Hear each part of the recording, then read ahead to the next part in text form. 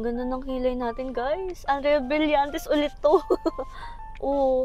Pusin natin yung kilay natin. So, meron na naman tayo from Ready Set Glow. Ito siya. Kaya lang parang mali ata yung nabili ko na shade. Confidence Creed to. So, gray-brown siya. May isa pasing kulay. So, kung gusto nyo mas lighter, yun yung piliin nyo. Medyo mahaba siyang ganyan, pero travel-friendly pa rin siya. And, meron siya ditong tip na ganyan. Ayan. And, ganito siya kadami. Oo, in fairness, madami na to. And, medyo dark na to. Ano? Bahala na, tingnan natin. Sakto lang naman kasi nagbablock na naman yung hair ko. So, ayan siya. Okay. Ayan ang kulay niya. Grabe yung feels niya. Mukhang mamahalin. And then, itong side na to, ay, wow. Spoolie naman. So, ito yung pang ano natin. Pang blend natin na ganyan. And then, ooh. Hindi ko alam. Kaya pala brow trio tawag dito. So, ito yung parang pang ano, laminate ba? Statement Setter Brow Trio. Yun nga. So, first, pencilan muna natin siya. So, make sure na linis yung inyong kilay. Wala siyang mga oils, wala mga powder, ganyan. Para kumapit yung product. And then, susundan ko lang ito.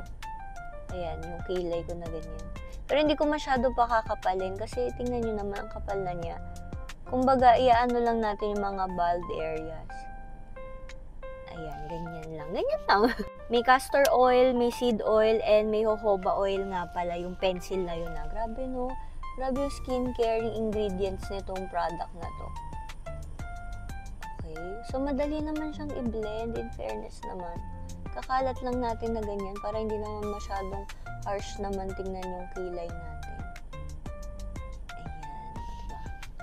Oh! In fairness, ha? Kumulay naman siya, tsaka tingnan nyo, hindi naman siya nag-lighten.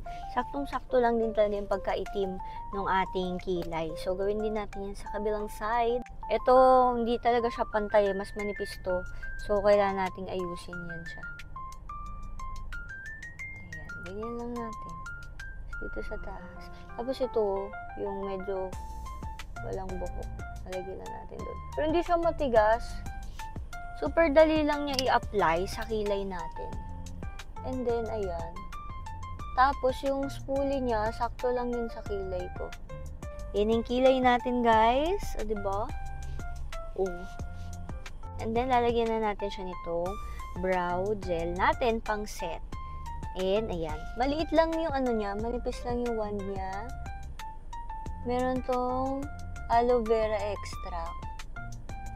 And vitamin B5. O, diba, taray. Nag-aasikaso tayo ng mukha natin. Inalagaan natin. So, syempre, dapat pati kilay. Look at that! Eyebrow setter talaga to. Ang galing, oh.